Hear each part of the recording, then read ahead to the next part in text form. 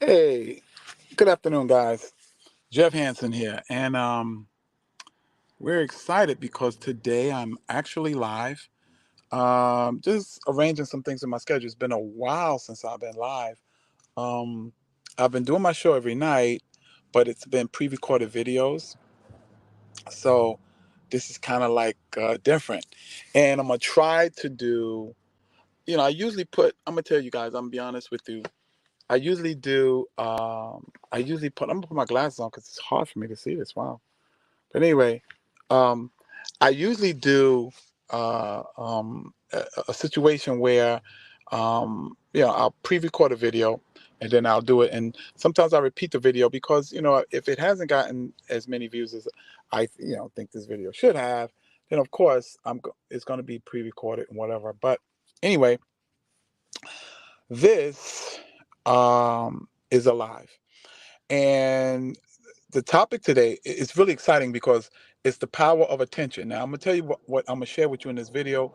Not going to keep you that long, but it's definitely a real powerful video if you apply and use what I share with you. Okay, first of all, the first thing you're going to learn is, I'm going to share, is how attention indicates what's real to you. Like your world is all about 90, I would say 95 or more percent of your world and how you react and what your stimuli is based upon what you pay attention to. If you change your attention, the quickest way to change your world is change what you pay attention to. Okay, when you change, whether there's a saying that goes, where the focus goes, the energy flows. And what energy is that? It's your creative energy. The more you pay attention to something, trust me, the more real it is to you. If you want that, I don't know, that injury you have to hurt more, pay more attention to it. Like, have you ever? I'll tell you something. I was playing football in the Marine Corps, and the I caught the ball, but the guy hit me on the hand where I caught the ball, and a little bone was sticking out. It wasn't sticking out of the skin, but it was sticking up. So I just pressed it back in and continued to play. Didn't pay attention to it. I knew it was a little bit discomfort, but boom, please. I caught two more touchdown passes and was doing my thing. And then I went to the hospital. And they said, "You broke your finger," had me on a cast all the way halfway up my arm. Now, if I paid attention to it, now I'm not saying don't pay attention to injuries. That's not what I'm saying. What I'm saying is I'm just showing you the power of your attention, the power of you focusing on whatever you focus on. The more you focus on it, the more real it is to you. Um, there's pain of situations. You know how people say, "What is it? Out of sight, out of mind." Well, if you're not paying attention to it, yes, it's out of your mind. And if it's out of your mind, I'm gonna tell you right now, it's not gonna have as deep an influence as it would if it was inside of, if you were focused on it. Okay, so one thing you want to know is the key to your reality is what you pay attention to. We can talk about all other kind of techniques and all of this stuff, but the fact is, if you don't control what you pay attention to, then you don't control your world. Your world is basically going to be controlled by your environment, the people around you, and everything else. This is why, I can't ride in certain cars with people because they play certain music that I don't want that in my brain pan. I don't want it dominating or trying to control my attention. This is why I'll put on headphones, or I'm looking somewhere else, or I'll just won't put myself in certain situations. You got to also know that your environment has a lot to do with what you pay attention to. People in the ghetto, what do they pay attention to? The crime, the drugs, and all that kind of craziness, the cursing and the swearing and all this kind of stuff. Now, you think if you go to an affluent uh, neighborhood, where there's houses and trees and all that kind of stuff, do you really think your attention is going to be on rap music, or your attention is going to be on ghetto things? Absolutely not. You go on Wall Street, you really think your attention is going to be on the Board of Education? No. Usually, if you're in the Wall Street area, It's going to be on the suits. It's going to be on money. It's going to be on things like that. At the stock market, stuff like that. So the power of your attention is one one aspect of the power of your attention is, like I said, it dominates your reality, and your reality is going to be what you pay attention to, what you focus on. Where the focus goes, the energy flows. Your creative energy, the chemicals in your body will actually change based upon what you pay attention to. This is why you have to be careful with what thoughts you think and what you allow to stay on your mind, because it'll put you in the mood. I want it. Yeah, it will. It'll put you in the mood, and now you're wondering why your your whole day seems shot. But is your day really shot, or is it just based upon what you're paying attention to? Think about that. Around my house, I have vision boards. People say, "Yo, man, you got those things all the way around my house," because I understand when my focus falls on that, it's taking up some of my attention, and that tells a whole lot. Hey, how you doing? I don't know exactly who you are. If you put your oh man, I don't know if I can do this. Let me see. Yeah. Hey, if you're there, you're gonna give a comment. Why don't you give a comment and I'll know who you are. Okay. But anyway, what you pay attention to is going to indicate what you're influenced by, what your mindset is. Is it positive? Is it negative? Is it a scarcity mindset, or is it a prosperity mindset? So I remember that there was a situation I had where, in my apartment right now, I was renting, and um, two of the girls are not paying rent. Now, if I sat in the house all day and paid attention to it, because I did in the beginning, I was like, yo, how can I get these girls out of here? Blah blah blah. Because they got tenant rights and all this nonsense, right? And as I did that, I noticed I didn't want to go to work. I didn't want to go out and build what I want to build, make my videos anymore. I didn't want to, I didn't want to do any of that. Why? Because my attention was on a negative situation. Now, I'm not saying don't pay attention. I'm not saying ignore it.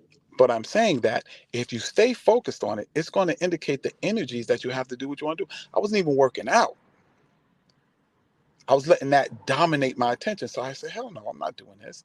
So I changed my attention. The situation was still there. Still, it was still there. But I started focusing on what I had to do. What I had to do, where I had to go, what I want to accomplish. So I took control of my attention. And as I took control of my attention, I took control of the influences in my life, which controlled my hormonal balances, everything. I started wanting to work out again. I wanted to go jogging again. I wanted to do all these things again because I changed my attention. Where the attention goes, the energy flows. The energy for your life, the energy for your substance, the energy for your goal setting and going after the things you want. So that's what you want to do. So you want to know that that's two of the things that the power of your attention is. It creates your reality, and it also gives you energy to do whatever you have to do. It's like the focusing point. It focuses the energy that you have. Okay. Now, number three, I love number three. Number three is amazing. Your attention is what the universe defines as your request. And this part of it gonna get a little bit heavy, but this is so powerful. Your request to the universe, or your prayer to the universe, is what you pay attention to. If you continually pay attention to negativity, the universe gives more opportunity for your negativity. It will give you more reasons for your negativity. It will give more power to your negativity. Most people that suffer from depression, It is an overabundance of focus on themselves. They'll tell you straight up front. If you want to change, let's say someone deals with rejection, deals with depression.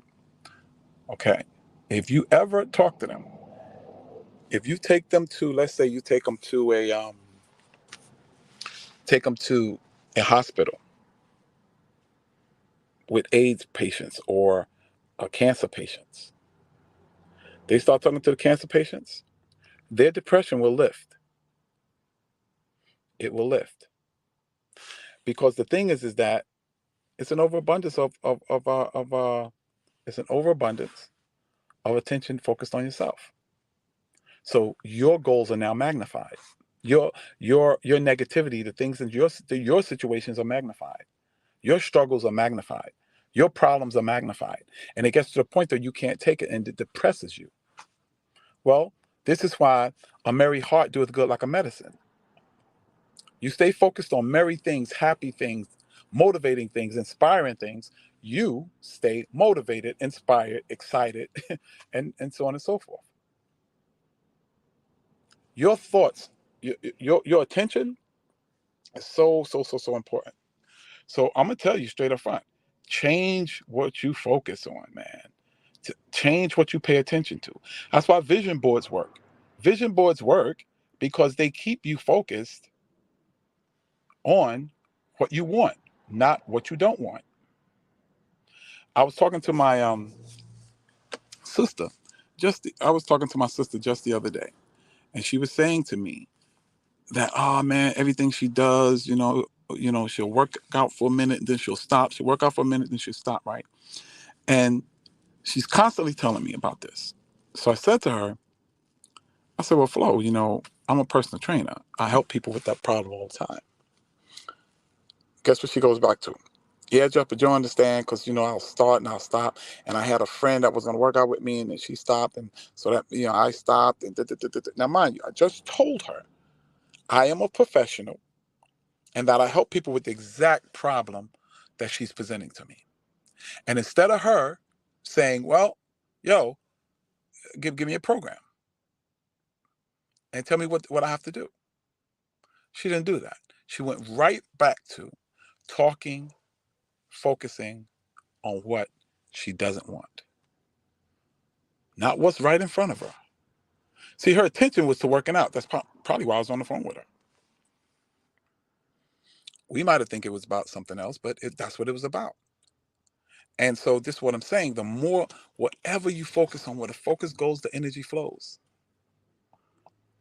So if you start, if we like, I was doing I am affirmations, and I do I am affirmations every day now. And so I was doing those, and I was going, man, I'm still struggling with these things. Why is it not taking effect? So I noticed that it was taking a little effect. It wasn't taking a dominant effect, but it was taking a little effect. So what I did was I said, how can I increase that? Well, we pay attention to what we remember. What you remember is what you pay attention to. Okay. So I said, well, if I write it down, it imprints deeper into my memory, into my subconscious mind. So I started writing down my affirmations.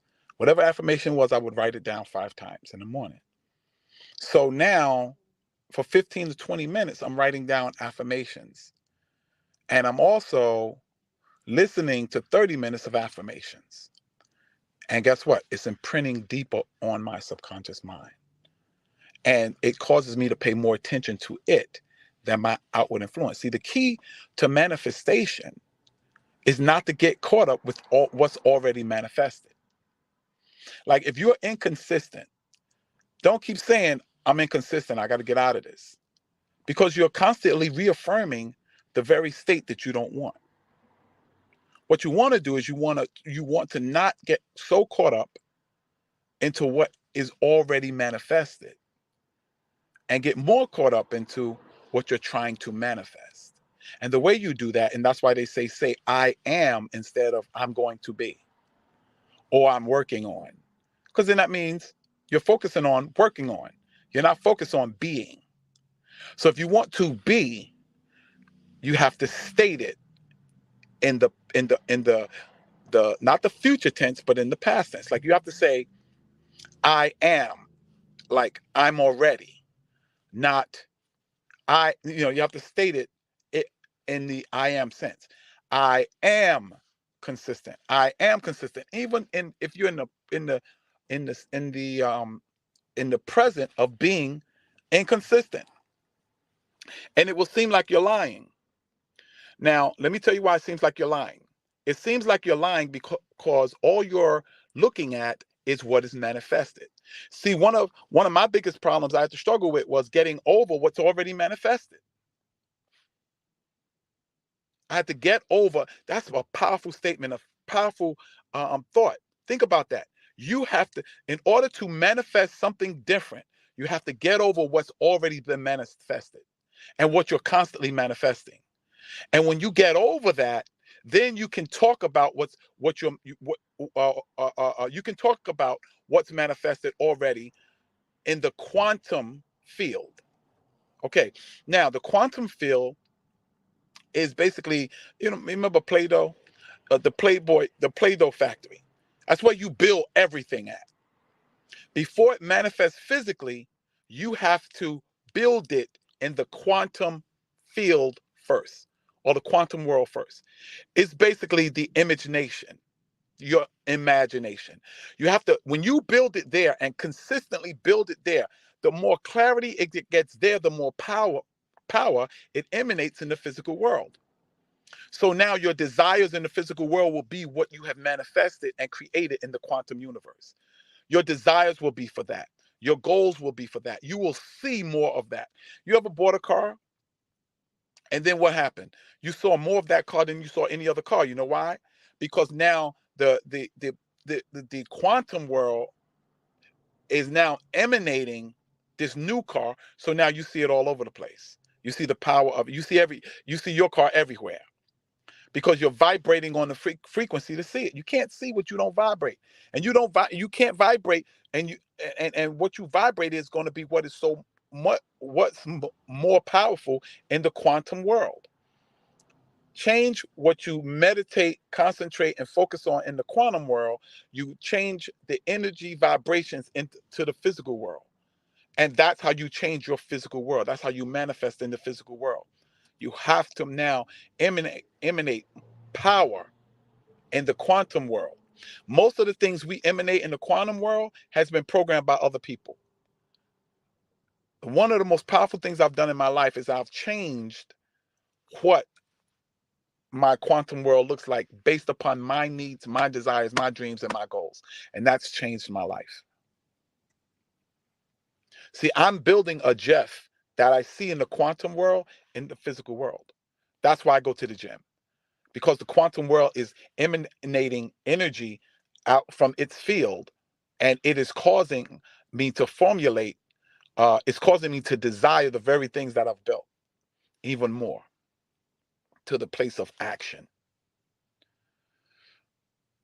So increase increase the image in the quantum field, and it emanates an energy that crosses the vibrational planes, or the vibrational dimensions from quantum to reality, physical reality, from quantum reality to physical reality. And that's when your life changes. So now I've been on almost 20 minutes, man. It's been 19 minutes. Let me say this.